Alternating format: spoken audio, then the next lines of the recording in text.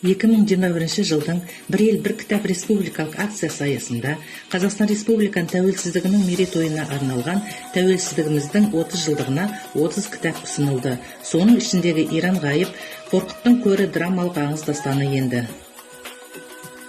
Ұлы даланың мифологиялық, фольклорлық тұлғасы елдің бастауын, халықтың көне тарихын жырлаушы бейне.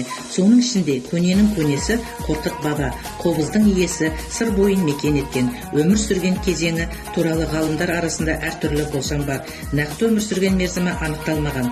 Алайда зерттеулердің басым бөлігі Қорқыт ата Сырдария бойында өмір сүрген Оғыз Қыпшақ тайпалық бірлестігінде 10 ғасырдың басында дүниеге келген деген тұжырымға саяды.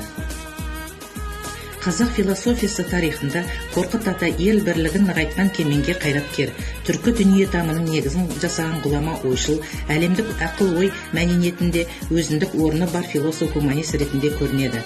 Қорқыт ата жайындағы аңыздардың оның бойындағы 3 түрлі өнер ерекше айқындалады.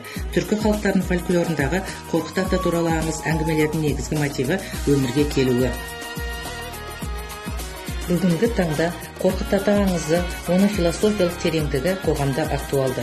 Жазушы драматургтың жазған пьесалары, сценарийлері, оның театр, кино, деректі фильмдерге арқау етуі дәлел. Мысалы, тәуелсіз заманда нақты айтсақ, 2002 жылы «Қорқыттың көрі» атты жыр кітабы үшін Иранбек Оразбаев Қазақстан Республикасы мемлекеттік сыйлығының лауреаты атанды. «Қорқыттың көрі» аңыз дастанынан ерекше стильді. Әр шығармамнан мені іздеңдер дейтін мінезді Иран ғайыптың пьесасы. Поэтикалық стильде жазылған туынды шұбырынды ұйқаста өрілген.